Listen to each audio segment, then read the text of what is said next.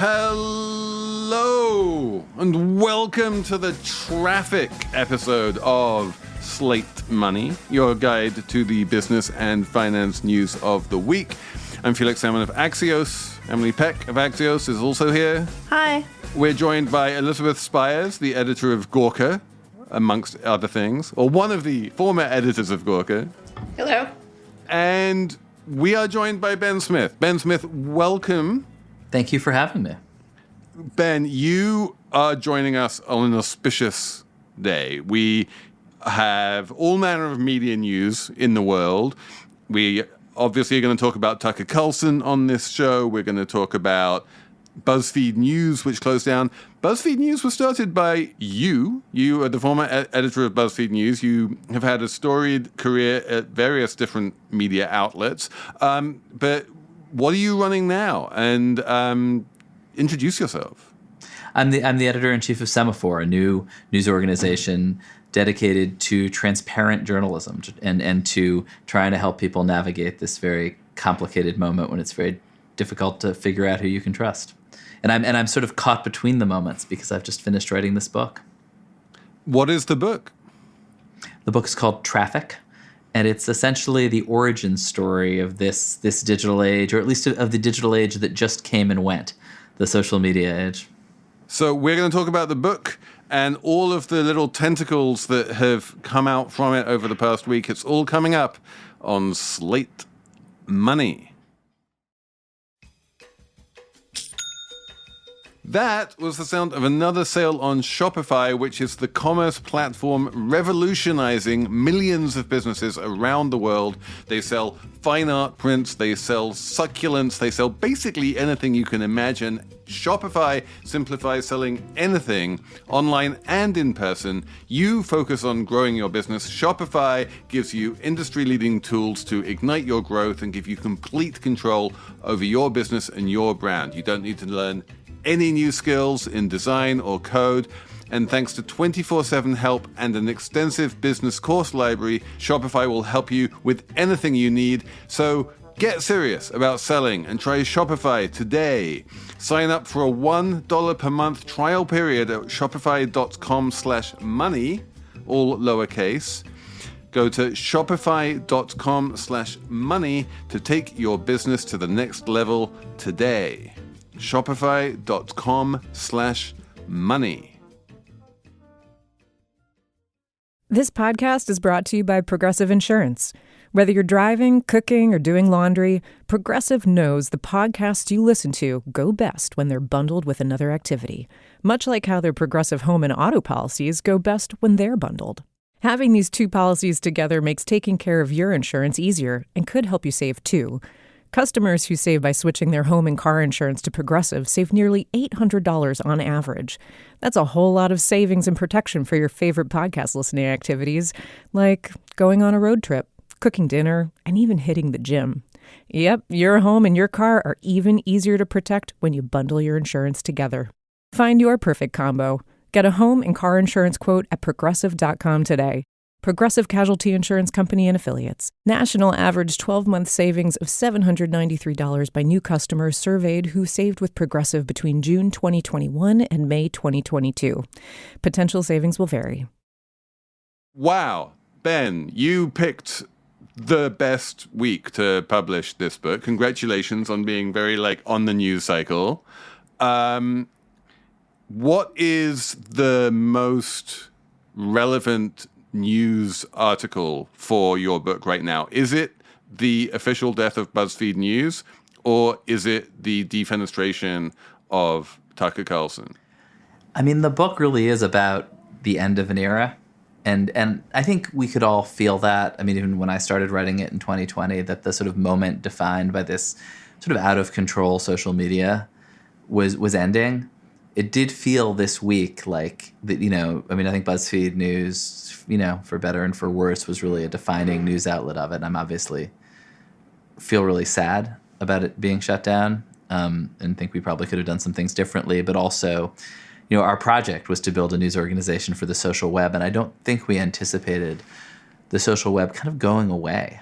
to the extent that it has. And Tucker Carlson and this wave of right-wing populism that he kind of embodied in some ways were represented the culmination of this whole project and also the thing that made it so toxic to so many people. Well, is it that the social web has gone away, or as I think you've said yourself, the marriage of news and the social web has gone away? Like for a while, especially a place like BuzzFeed News, you thought the two fit really well together. You do great journalism, you'd put it out on social, it would get traffic that way. But now we're seeing sites like the New York Times, sites with homepages that people go to, legacy sites. That's where the audience Huffington is. Post, the bit that survived, gets a lot of homepage traffic. But this is the part of the book that I found most fascinating, that the people who have succeeded in marrying news and social in the 2020s is basically Tucker Carlson's site, the Daily Wire. It's the right wingers. There's a lot of that kind of, there's a lot of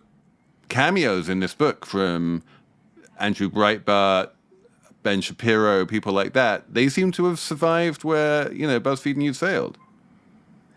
I guess I think like Emily's drawing a very good distinction, which is to say the marriage between news and the social web really clearly is at this point pretty close to over. But a big factor in that is the decline of Facebook broadly as a cultural force, of Twitter broadly as a cultural force. I'm not sure how relevant Pinterest still is, but there was a period when it was very important. I mean, I think that kind of consumption and the notion that you share things everywhere, has been replaced in various ways by going to the New York Times app, by consuming TikTok, which isn't for most of its users kind of fundamentally a social platform.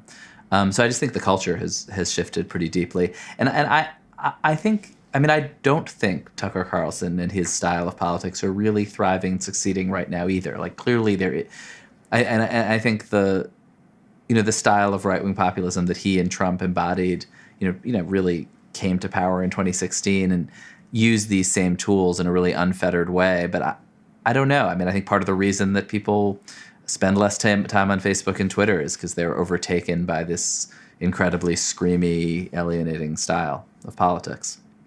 So you would say that period of Ben Shapiro being a force in, being an electoral force, being a social force, having lots of traffic, having lots of influence, that period too is over? So I think it's interesting you mentioned Ben Shapiro because he got off the social web. Like they used Facebook. They used Facebook very effectively, but he is now running a subscription video site that has users who pay him directly to go visit it. I think he is actually a survivor and is thriving. And when you think about who could plausibly afford to employ Tucker Carlson, the Daily Wire is one of the companies that could. Although they're a different style of. They're not. I don't really see them as part of that movement. They're not really populists. Well, I would say, also Ben Shapiro still gets a lot of traffic to the primary website from Facebook. In fact, Kevin Roose has been doing this thing where he's charting, the people who are driving some of the most traffic and shares from Facebook, and Ben is always in the top 10. So, and, maybe some of that is a function of Ben's politics appealing to Facebook's audience, which now is overwhelmingly in the U.S. kind of skewing a little bit older than it did in the beginning. What do you make of that? If you're saying, the news and social have been decoupled, it's I think that's probably true for news sites that target younger users. But if you're looking at the Ben Shapiro demographic, which skews a little bit more boomer, how are they finding people like Ben Shapiro? Well, I think, in fact, everybody's traffic from Facebook is down. I haven't specifically looked at the Daily Wires, but in a way that, they shifted to using Facebook the way like Disney uses Facebook as a marketing engine for its real businesses, not as the distribution, not as its core distribution. But I agree with you that that what's left of Facebook is older, and this has been true for this point, 7 years, is older and more progressively older and more right wing. One point, Ben, that you make in the book, and sort of like the tragedy of the book, I think, is, and I think I can tie this back to Tucker Carlson. Great. Is how the tools sort of innovated and the methods innovated by Jonah Peretti, the founder of Buzzfeed, making very social, shareable content, stuff that people have to share and show each other. Those tools were sort of co-opted by the right and the Daily Wire. And they were like, knew no boundaries when it came to like creating things that people had to share or, click on or whatever. Because there weren't the journalistic standards there that you have in news. Not every news story is going to be shareable, but you can Breitbart is the Daily Wire is sort of an outlier. Okay, so Breitbart feels to me like the core example of this. Yeah, totally. So Breitbart. And and the way I think about it and tie it to Fox News or someone like Tucker Carlson is like, if you don't care about journalism or ethics or standards and you know how attention works and you know what people like, which is often almost always not what you think is important or news, like you're going to get the attention, you're going to get the traffic. It's like you get the fire hose. It's all you. Like that's what Tucker Carlson was doing. Or yeah, and you can be famously you can famously be just a pair of teenagers in Macedonia. You don't even need to be Tucker Carlson. You can be anyone with no real ethics. But Ben, you mentioned Breitbart, who is a really fascinating character in your book. Who was explain a little bit about the relationship between Andrew Breitbart and Arianna Huffington, because this one is perennially fascinating to me. Yeah, and I would say, like, this is one of these things where you really had to be there. Fortunately, we were all there. But to think that if you're going to start a left-wing website, it makes sense to hire someone from a right-wing website.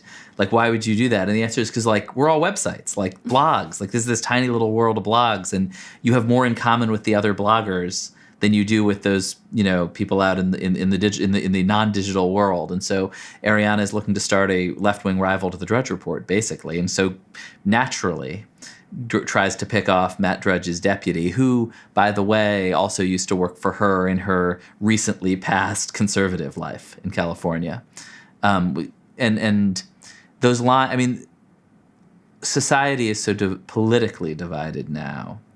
And it was just less that. It was a less politically polarized society and moment. And so it just seemed slightly less insane that you would go and pick off and hire from the explicitly opposite ideological side in order to fight them. It's still quite insane and did not work out. Yeah, I think of Arianna kind of as a little bit centrist, though. And I think there is a conventional wisdom in centrist, particularly political media, that if you skew toward the middle, you're going to get a bigger audience because you'll get some conservatives and some liberals. And I think that's kind of not really correct logic, but I think that was part of the thinking, Well, but Huffington Post, they'd had a meeting after Kerry lost in 2004 and said, we want to build a website to beat Bush, to beat the Republicans and help the Democrats win. So, I don't know ideologically, it was definitely a partisan project. And then it became really a Barack Obama project in the primary, which again, I don't think was necessarily because they were, as you say, like less or more centrist, but it was definitely, it was of the kind of cultural left in that way. When that was who Obama was. The George Clooney left. Yeah, exactly. Yes. But tell me, like, who deserves the credit for it? Because eventually, BuzzFeed and Huffington Post ended up merging, and they had two newsrooms in one small and struggling company, and that never felt particularly sustainable. And eventually, the newsroom that ended up getting killed off was BuzzFeed News rather than HuffPost. And the reason, as I think we've suggested, tell me if you would disagree with this, but the reason I would say is precisely what Emily said, is that HuffPost has homepage traffic and has a brand, and people kind of know what it stands for, in the way that BuzzFeed News was more reliant on social. Would you agree with that? Yeah, I think that's exactly right. It's more broadly, we're in this totally bizarre moment where the social web, and particularly Facebook, has just receded for news publishers to such a degree. And kind of what's left is the internet of 2007, is people who are 15 years older but are still going to drudgereport.com and huffingtonpost.com to see what's happening on these homepages that never really did go away. Yahoo remains a place people go for news. Would it be fair, just to like end that thought, would it be fair to suggest that the architect of that Huffington Post homepage and the reason why people come back, even though he was at the other end of the political spectrum and failed out very quickly, was actually Andrew Breitbart? And that if Huffington Post has that longevity, it really is because, if you're looking to the co-founders, it's because of Andrew Breitbart more than it is because of Jonah Peretti. Yeah. No, I don't think. I actually think Breitbart did not wind up really designing much or contributing much. I mean, they kind of cloned the look of the Drudge Report's webpage, but he was not, as they say, a cultural fit, and didn't stick around, I don't think, even to the time they launched. But I don't think the culture at HuffPost is very much centered on that homepage. Having worked there, it's all about who's getting the splash. That's like the big story at the top, and they're always trying to be like really creative with the splash. And there's a big team on the homepage.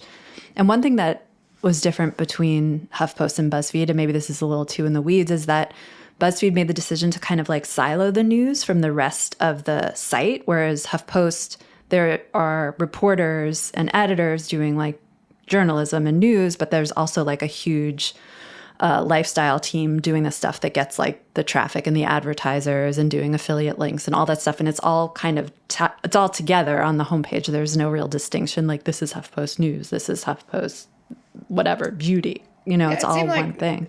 There was, to Emily's point, there was some brand confusion. Sometimes, HuffPo News did some amazing investigative work, but I would see, people who don't work in media, don't really make the distinction, would be like, oh yeah, that's the site where they give us like lifestyle quizzes. Right. And it was confusing to them because it's kind of like under the same umbrella, but I don't think readers really understood the distinction necessarily. Right. But it seemed like there was more of a deliberate walling off or something at BuzzFeed News. I don't know if that's true. Yeah, and maybe, initially it was a reaction to the moment, I think. And maybe a mistake. When we launched, we very deliberately kind of blurred the lines, and it was a moment when Facebook, when this is a hard experience to remember, but people liked the idea that they had these new Facebook news feeds where baby pictures and news and silly memes were all mixed up together and all in one place. How fun! And as that grew really toxic, and the sort of cultural perception of that of the news feed changed, and the notion that like, wow, news is this fun thing that can be mixed up with other things started to seem insane. We tried to kind of pull the news brand away from the from the entertainment brand. There's also this issue around like, you can either try to sell advertising against news by kind of disguising it as something that isn't news and selling it against the lifestyle stuff, or you can try to build a distinct news business by saying, well, we're reaching this influential audience that's a somewhat different an audience that you should pay more for. And I think the BuzzFeed sort of was attempting and didn't make it to sell that second place, which is the Axios business, right? You try and sell an influential. It's the New York Times business, or the Semafor business, ostensibly. It's the Semafor business. I think it's most successful news publishers. The difference between Axios and Semafor on the one hand and the New York Times on the other is that the New York Times gets most of its money from subscription revenues. Like, Axios is still out there, playing on some level the traffic game, but it's at much higher CPMs and it's at a much more sort of targeted, high, elite audience. So we can sort of maybe, hopefully, fingers crossed, survive in the way that, we're not playing the sheer traffic game that like is the subject of your book, and that Jonah Peretti and Nick Denton, who are the main subjects of your book, really were just like, more eyeballs is more money. I need to maximize the number of humans who are reading my site, and that way I am going to make the most money, which I guess worked. And doing journalism is just never going to be the most efficient way to produce content for eyeballs. Like, it is, as Emily said, like way cheaper to just not check the facts and make it up. or to make delightful roundups of memes. Yeah. I mean, those are both just less expensive ways to get traffic. And if what you're trying to do is just sell traffic, which is, that's you don't really have a choice but to do it very inexpensively, because the other thread running through the last 15 years is that, I think the people early on who had discovered traffic felt like it was this digital commodity, like it was oil. They'd struck oil. The more you got, the more money you'd make. But the thing is, as Felix will no doubt at some point correct and Emma, like my attempt to, all of you will correct my attempts to use the word commodity. But I think scarcity is a really important part of that. And as it turned out, traffic was, there's almost an infinite amount of it. Its value diminished, and that's the other sort of thread running through this. I think that's true, but I will, in defense of the Gawker that I was no longer working at, they had a chief revenue officer named James Dell, who I think did really innovative things for their revenue model. They ended up having a big commerce business. They were one of the first digital publications to start doing native advertising and to function as an agency on the back end of it.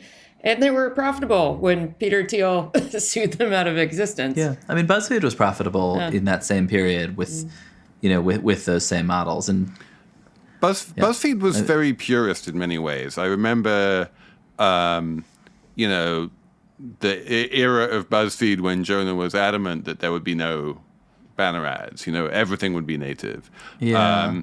And then, in a way, like the fact that he hired you and spun up a news business it was sign of a kind of romantic strain of how he was thinking, right? Like, was there like a business reason to do news in the first place? What was Great his question. reason for doing that? So I think the business logic initially was very clear and bore out, which was that it was really important for the brand to move out of being seen as one of a number of kind of bottom of the internet meme sites. Like if you remember the 9gag, Cheeseburger, Break.com. I mean, 9gag was the biggest. And those were sites that by, 2015, 2016, 2017 didn't exist anymore. Partly because the social networks decided that they did not even have enough redeeming social value for Facebook and killed them. And so I think in some sense, from a brand perspective, that means brand to readers, it means brand to advertisers, it was really important. It kind of vaulted BuzzFeed into this totally different category of being culturally relevant. And the sort of most immediate kind of consequence of that is that the platforms can treat you like a first-class citizen as they did publishers, or they can treat you as spam. And very important for any publisher that you're in that first category, even as that also diminished quite a bit in value. You cover this in the book, but I think you should explain to listeners why you moved out of traditional media and went to BuzzFeed. Yeah, I mean, I hadn't been in exactly traditional media for a while. I had been a political reporter who basically saw what Elizabeth was doing at Gawker and started copying it in politics. Using the tools of blogging just to do straight reporting, but to do it incrementally, to do it fast, to do it on the internet. And then was at Politico when it started, and we were the new thing, and essentially professionalized these blogging tools. Sites like Politico and The Verge, I would say, did that in around like 2007. And, as did Gawker, in a less sort of, not in any particular, but that was sort of the direction of travel, was toward turning these tools toward professional journalism. But if you were working at one of those sites in 2009, 2010, 2011, you could just feel the energy being sucked out of them by social media. And if you were watching your traffic, as I always was at Politico, you could just see that people stopped coming to the blog and were over on Twitter, and that the fun thing, if you got a scoop, the cool thing to do was to watch it travel on Twitter. And so when Jonah kind of approached me with the idea of like, there's this new world where people are going to open up their desktop computers and type in facebook.com or twitter.com, and the challenge for content is going to be distributed on those platforms, an era which is now over but was then new, it just totally made intuitive sense to me, and that's kind of why I came to join him. Can we just talk for a second about, because you mentioned Jonah's overall plan in creating BuzzFeed News, which you could argue now looks like a mistake, but at the time made sense, as Ben has just laid it out. What about the decision to not do a deal with Disney? Disney was offering so much money. I mean, that could have been the lifeline. Like, HuffPost survived probably because it got bought by AOL and then it got bought by Verizon, and, it got those injections. I don't know. Ben would have 4 vacation houses right now. Probably, Certainly yeah. It wasn't a good financial decision. I mean, I'm right. Those just RSUs would have stacked. In the question of shareholder value, it was obviously just the stupidest imaginable decision. But I guess to think back to those days at the time, though, I feel like at the time people were like, "This was like Mark Zuckerberg turning down $1 billion from Facebook." From right. Yahoo Everybody or whatever, was living in the shadow of that story. Yes. Mark Zuckerberg turning down the first offer. Not like the sort of much more common story of Mark Cuban becoming a zillionaire for selling some company that never really had an audience, that everyone is, no one can remember what it was, which is how most of these Silicon Valley guys are rich. It's right, but it's such a snapshot of the time. I mean, and one is that we kind of thought we were ascendant, right? And that we were just getting started, and I'd been there for less than 2 years when those conversations were happening. And it felt like the wind was at our back. Mm-hmm. Everything was growing. But I think more selfishly for Jonah and for me and for a lot of our colleagues, not the president of the company, John Steinberg, and I'm sure not our investors, we felt like we were building this thing and doing work that was really exciting. And the prospect of essentially being plugged into Disney and to ABC News to help them figure out their websites just wasn't what we'd signed up for. And if we'd wanted to be sort of like employees of large corporations who were well compensated for helping them modernize, we would have chosen totally different career paths and have been different people. And so, none of us probably got into this in a totally financially motivated way. It's the wrong profession for it. And so I think we made kind of non-financial and retrospectively just moronic decisions. So wind it forwards. Like, if you'd done it, if you'd said yes, like the stated reason for not doing it was like Disney would have suffocated us. I mean, they would have done, right? Yeah, they would have. I mean, in fact, you don't have to sort of guess. They took that money and acquired Maker Studios, and which was the sort of a YouTube middleman, basically, that was going to be their path to the internet, and it collapsed and no longer exists. I believe there was also a company they sunk a bunch of money into called Fusion, which I used to work for, and and I can tell you, as someone who worked at Fusion, and this has been reported, they did interfere and they did want to stick their oar in, and there was a constant fight to stop, being told what to do by people who presumably, you exist because they don't know what's best, but they can never resist meddling. Yeah. And I guess the other example is Disney buying Nate Silver's 538, or buying the other media news. 538 is dying as well. Yeah. So, this week Nate Silver said they weren't going to renew his contract and everyone got laid off. And I guess Nate Silver is the one who has the rights to whatever models they use to do their big branded things around elections and sports. So, when he leaves, that leaves with him. So, effectively, not really a thing anymore, 538. So, I guess, Ben, what you're saying is what Felix is kind of saying is either way, if you had done the Disney deal or not done the Disney deal, probably in the end, BuzzFeed would probably not exist in 2023 either way. Yeah, I mean, or BuzzFeed News. It's hard to predict. It's hard to predict, and we did an enormous amount of pretty ambitious independent journalism that I'm proud of doing. And so I guess I don't have really regrets about it. Ostensibly, there would still be a BuzzFeed, but it would be which Disney princess are you? Well, that never went away. They have that anyway. I mean, people need to know. Yeah, or maybe it would be a television show. Or maybe they would have successfully migrated the brand into streaming in a way that who knows? It's hard to know. We are going to have an ad-supported ad break from advertisers paying very high CPMs to podcasts because podcasts are the new blogs or something like that. We will be back talking about Tucker Carlson being out at Fox News. Slate Money is sponsored this week by Washington Wise. Decisions made in Washington affect your portfolio every day. But which policy changes should investors be watching? Washington Wise will help you answer that question. It's an original podcast for investors from Charles Schwab, and it covers the stories making news right now. Hosted by Mike Townsend, who's Charles Schwab's managing director for legislative and regulatory affairs, it takes a non-partisan look at the stories that matter most to investors. Tune in to hear about the policy initiatives for retirement savings, taxes, and trade, or hear about inflation fears, the Federal Reserve, and how regulatory developments can affect companies, sectors, and even the entire market. Mike and his guests offer their perspective on how policy changes could affect what you do with your portfolio. So download the latest episode and follow at schwab.com/WashingtonWise or wherever you listen.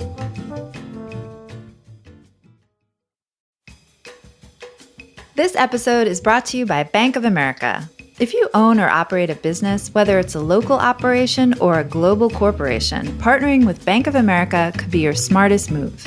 By teaming with Bank of America, you'll enjoy exclusive digital tools, award-winning insights, and business solutions so powerful you'll make every move matter. Position your business to capitalize on opportunity in a moment's notice. Visit bankofamerica.com/banking for business to learn more. What would you like the power to do? Bank of America N.A. Copyright 2023. Today's episode is supported by What Should I Do With My Money? An original podcast from Morgan Stanley. If you're listening to this show, you obviously care about money. But here's a question. How many of us feel smart about our own money? And how many of us feel unsure about what we should do or not do with it? Here's where What Should I Do With My Money comes in. You'll hear real people getting real about their money questions with experienced financial advisors, like, how do I save up to pay for my kids' college? Or, my parents left me this inheritance and I'm clueless about what to do next. Search for What Should I Do With My Money on your podcast player. Listen in as advisors help people get comfortable with their money possibilities and understand their options.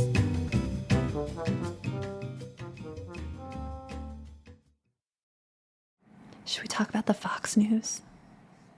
What's the Fox News? Well, that's the big news of the week. I thought it was going to be our top thing. The Fox News is, there's lots of it, actually. We're headed in. We didn't talk about the Dominion trial yet, did we? Yeah, we did. We talked about that with we did. Jessica. Okay, so we don't talk about that. The other Fox News is that out of nowhere, it seemed to us, they fired Tucker Carlson, who was the host of their biggest show, their 8 p.m. slot.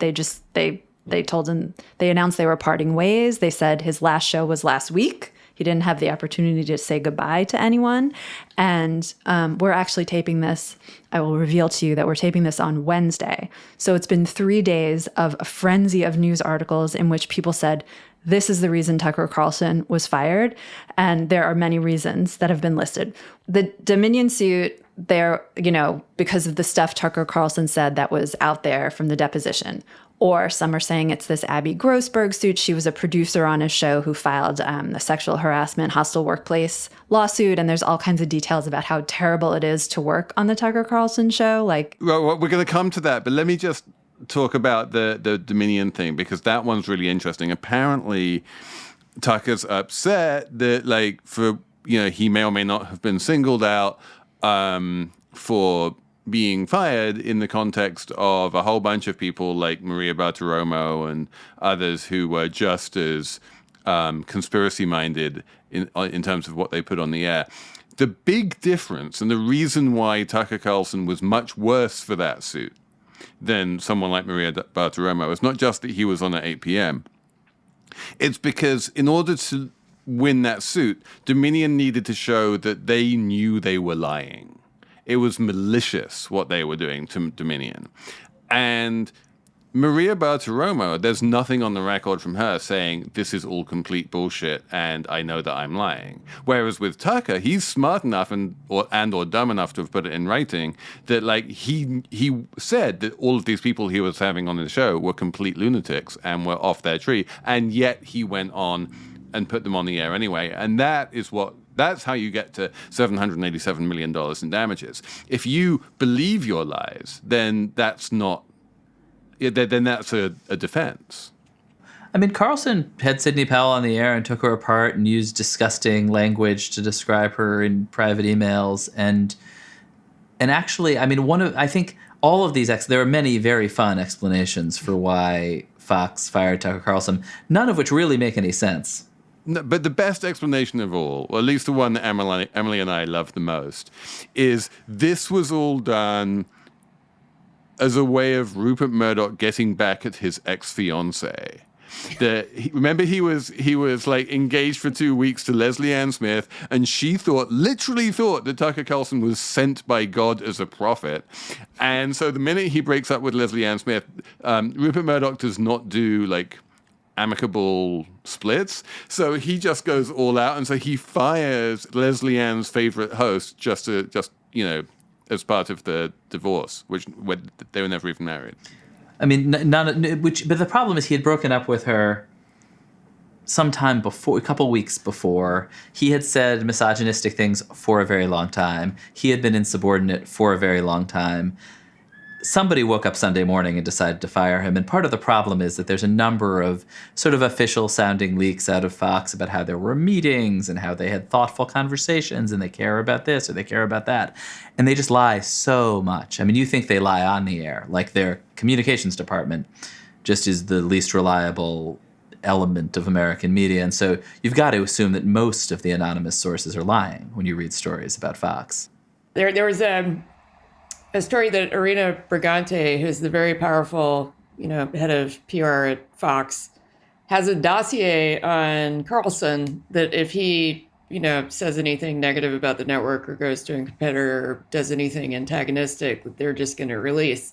Does that sound plausible to you? Do you think that there's something that we don't know nonsense about Carlson that's going to be worse? I mean, sure, whatever. But they just go around making inane threats against each other all the time. That just seems like obvious nonsense. There was a lawsuit. There was discovery. I mean, of course, they have a dossier of stupid things they've all said to each other. But that just struck me as like the most sort of obvious theatrical BS that the Fox people put out to make themselves look like they have power, like these executives, Suzanne Scott, Irina Brigante, who are totally helpless while the inmates run the asylum. And then occasionally Rupert wanders in and makes autocratic decisions, and then he wanders out again. And then they try to explain it like it's a normal company. Interesting. I like that. What about, there was a journal story earlier this week that basically was like, actually, Tucker Carlson maybe got the ratings, but he didn't have any of the top tier advertisers. No one wanted to be associated with that show except the MyPillow guy, basically, and a few other people. And I guess his ratings were even slipping, and they said some show called The Five, which I think I only am aware of because I watch Saturday Night Live sometimes, was actually beating it. So he perhaps wasn't as big of a ratings draw as he is thought to be. Yeah, I mean, it's been a slow news cycle. And so sort of softer show, it had until this week, really. And so for the last several months, softer shows have been outperforming hard news sort of across, it makes sense. We've been all watching Succession rather than CNN. You know what I mean? It's a much more entertaining show. There are all these true facts that are reasons that Tucker Carlson, as an employee of any of our companies, would have been fired. It's just that the notion that, but also they fired him on 10 minutes notice on a Monday morning. It's just not, they're trying to repackage this as some normal corporate decision in what is obviously a totally bizarre family business that does not operate in a normal way. That's the best take of all. So you just attribute it to Rupert being it's Rupert being Logan Roy and capricious. He broke off his engagement. He got engaged 2 weeks ago, broke off the engagement. In an email. He announced that his two public companies were merging several months ago, decided actually never mind. Under some pressure.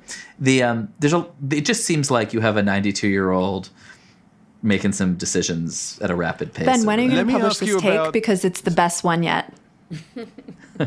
No, we published it. missed Max Tani wrote it. It's the truth. Yeah. Let me ask you about the power of Fox to create Tucker Carlson's. Like we have a long history of these kind of people. There was Glenn Beck, there was Bill O'Reilly, there was even like Megyn Kelly for a hot second. There was Tucker Carlson. Every time, each of these people feels very big. Jack Schaefer has a good column about this.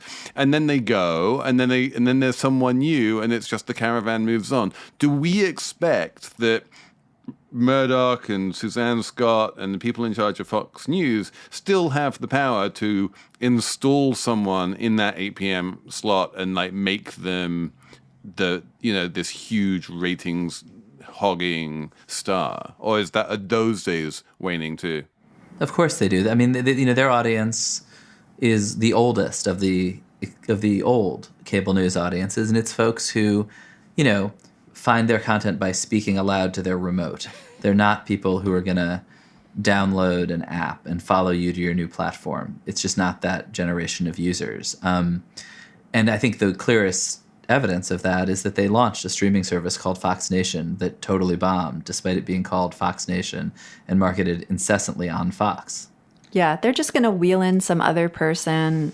It doesn't really matter because they have the built-in audience at Fox News. People will tune in. Doesn't really matter who's in the chair. And it's not like we'll miss Tucker Carlson's distinctive journalism where he had stories no one else had, right? I mean, they'll find some other personality who'll say some other kind of off-the-wall things to appeal to the same audience. Yeah, they'll find somebody who that audience likes. I suspect, though, usually their broadcasters are Republican Party apparatchiks who are, entertaining and colorful and say things that lots of people object to, but are not like fun, but also care a lot about winning elections for Republicans and care a lot about the Murdoch Company bottom line. I don't think Tucker really cared about winning elections for Republicans. Like he was leading an insurgency out of the Republican Party. He was inviting Viktor Orban onto the show. He was like, didn't he go to Hungary and do like an entire week from Budapest? Yes. Yeah. He was sort of driving a message, like a very explicit racist message that, I think, I guess, there's obviously a dispute. Like, is Trump just the embodiment of the Republican Party or is he an outlier? Like, Tucker was the Trump of Fox and will be replaced by the DeSantis of Fox, like somebody who looks and who says some of the same words but basically just wants to cut taxes. He famously gave a talk at a dinner for Orban where he said, I love you guys because you hate all the right people. And everyone instantly knew what he meant. Yeah, but that was also the Gorka crew. They all bonded over who they hated as well. And as long as you hated the right people, you would fit right in at Gorka. It depended on the Gawker editor, but But we should, Elizabeth Spiers predates the era of Gorka editors having large staff who needed to get on. It was just a one-woman show at that point. We need one more ad break because we are ad-supported, except for you lovely Slate Plus folks. We love you very much. You give us our beautiful subscription revenue, which helps diversify our revenue. After these ads, we're going to have the numbers round. This episode is brought to you by Saks.com. Saks.com editors are always tracking the top styles that are trending right now. Tailored blazers and midi dresses are selling out at Saks.com, especially from brands like Veronica Beard and The Row. And Saks.com editors are seeing Loewe's oversized tote on the streets of New York, Milan, and Paris. If you want your own free personalized trend recommendations, Saks.com stylists can do that and more. Plus, there's free shipping and returns all the time at Saks.com.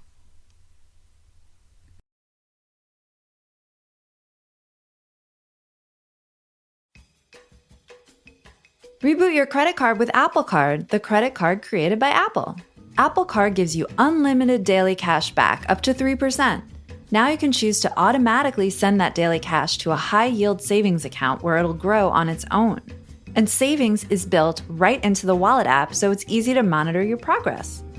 Apply for Apple Card now in the Wallet app on iPhone with no impact to your credit score, and start growing your daily cash with savings today. Apple Card subject to credit approval. Accepting an Apple Card after your application is approved will result in a hard inquiry, which may impact your credit score. Savings is available to Apple Card owners subject to eligibility requirements. Savings accounts are provided by Goldman Sachs Bank USA, member FDIC. Terms apply.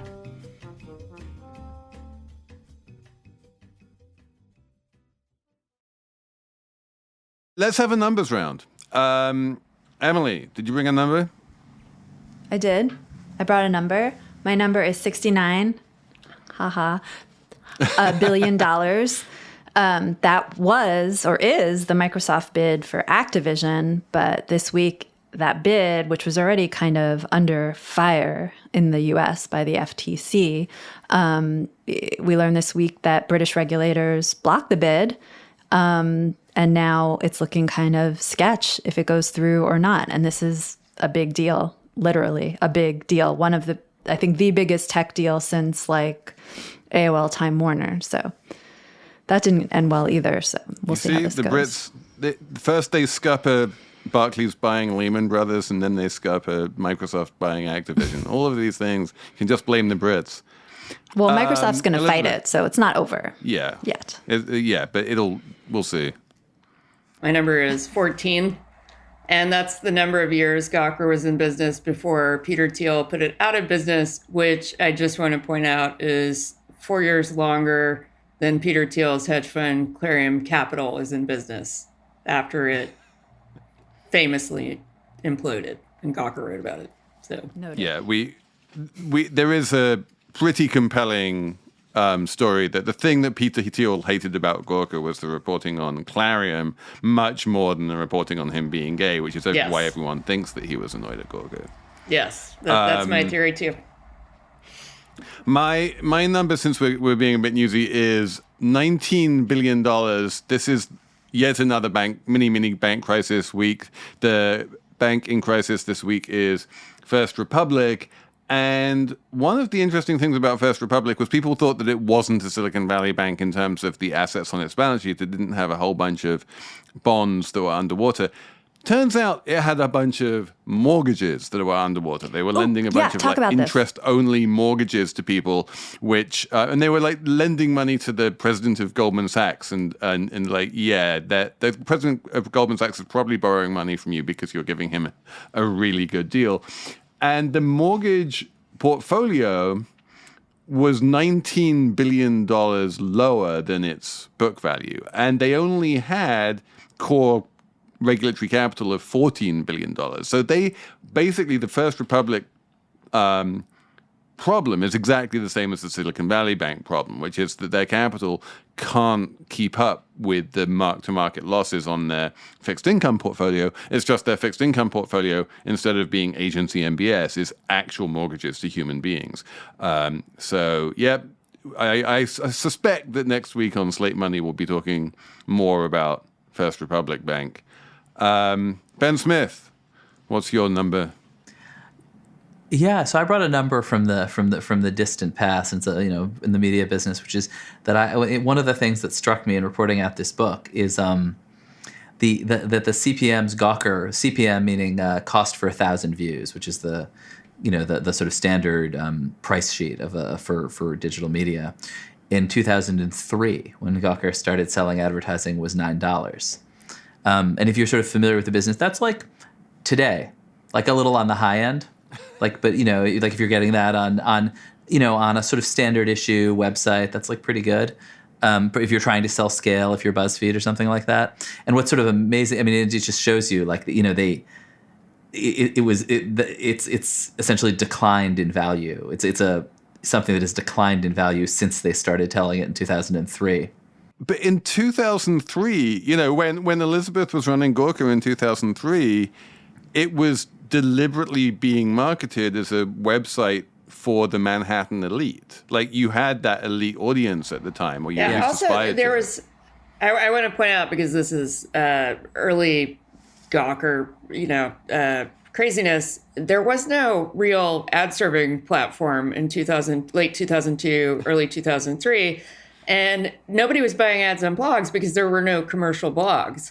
And so Nick put up like a fake Corcoran banner that just linked to the Corcoran website. It wasn't a real ad. But the idea was that it would signal that space was available. And sure enough, somebody from Douglas Elliman called like a couple of months in and was like, how much for that spot? But just to think of, it's incredible, but also just to think that they invented this very, very rudimentary business, and you would have in any normal world thought, wow, like as we get better at this and more sophisticated and the market grows, like these numbers are going to go up. And instead they went down. Yeah, we really need to get John Battelle on the show because he's the guy who really understands the economics of banner ads better than anyone in the world. And he is very guilty about it. He's like, I should never have invented that ad server. It was the worst thing I ever did for the ecology of the internet. But what your number reminds me of, Ben, is the famous thing that, like, you know, back in the 1930s, the New Yorker was paying its writer like $1 a word. And you know, that $1 a word freelance rate has basically stood still for 90 years. Like, these things don't go up. Tough business. Tough business. Thanks for joining us, Ben. It's been amazing having you on this show.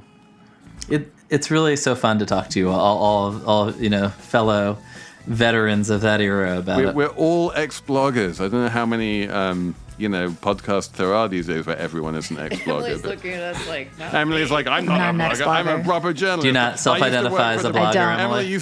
Emily used to work for the Wall Street Journal. She never blogged. I mean, I technically blogged at the Wall Street Journal, but I don't think that counts. Count it. Thanks to Patrick for producing. Thanks to all of you for writing in. Let us know what you want to know about First Republic next week on slatemoney@slate.com. And we'll be back on Monday with the next episode of Slate Money Succession.